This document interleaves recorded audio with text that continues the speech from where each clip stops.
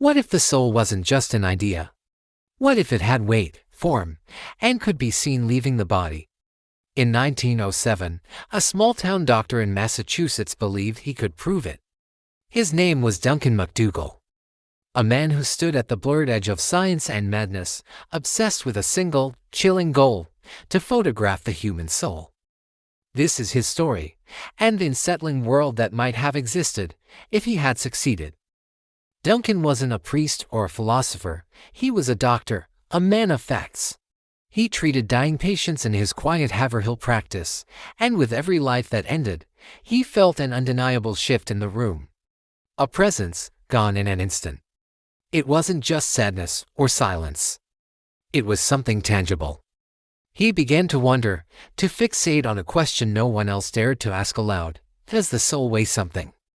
To answer this, he embarked on one of the strangest experiments in medical history.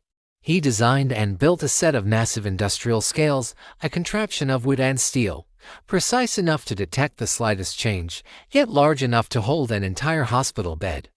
His next challenge was finding subjects. He managed to convince 6 terminal patients, people in their final hours, to participate in his study.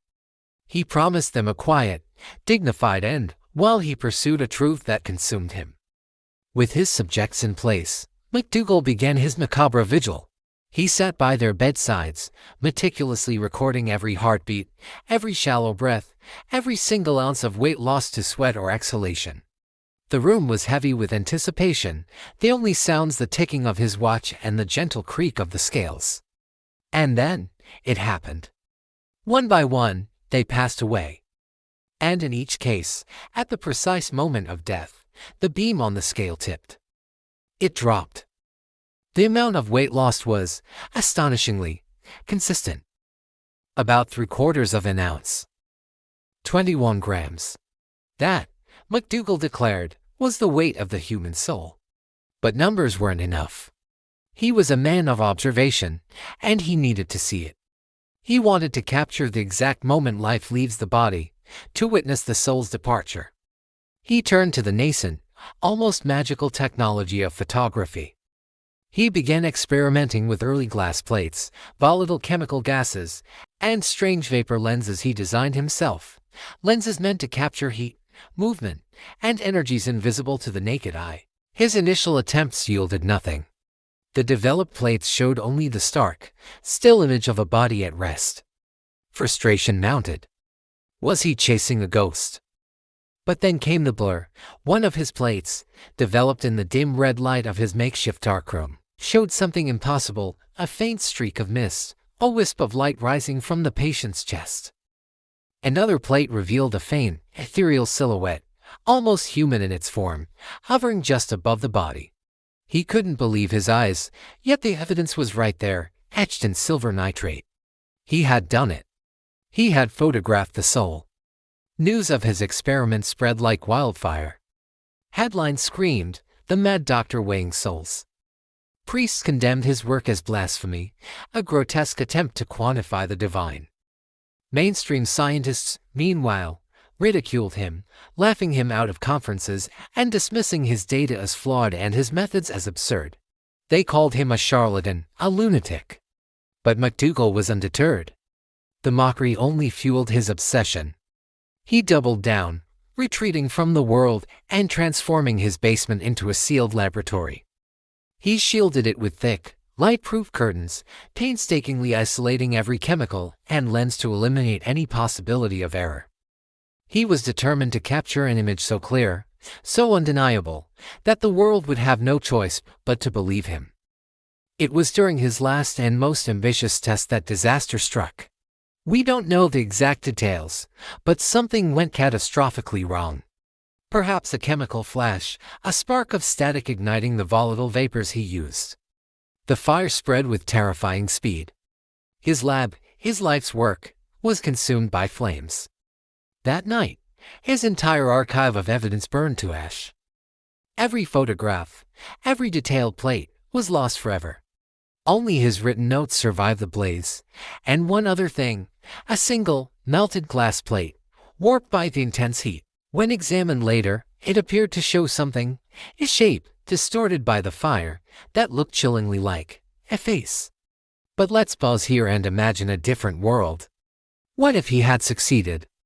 What if the fire never happened, and his photographs were undeniable? What if the 21-gram measurement wasn't a coincidence, and his final, lost plate really did capture consciousness itself? The implications are staggering. Everything we thought we knew about life and death would have changed in an instant.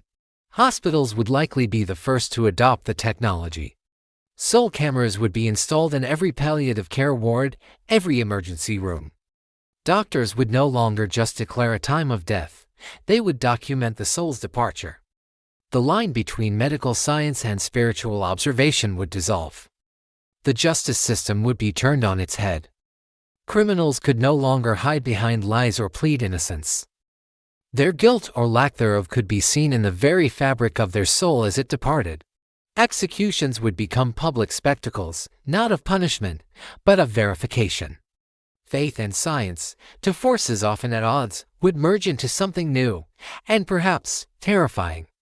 Would religions crumble, their mysteries laid bare by a simple photograph? Or would they finally have the empirical proof they'd always sought? Would people fear death less, knowing it's just a transition? Or would they fear it more, knowing their final essence could be captured, scrutinized, and judged? And the most unsettling question of all, who would own a photograph of a soul? Would it belong to the family? The hospital? The state? Governments would almost certainly classify the technology.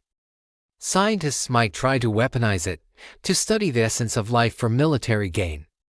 A new and gruesome black market could arise, trading in the captured final moments of loved ones, or of famous figures, for exorbitant prices.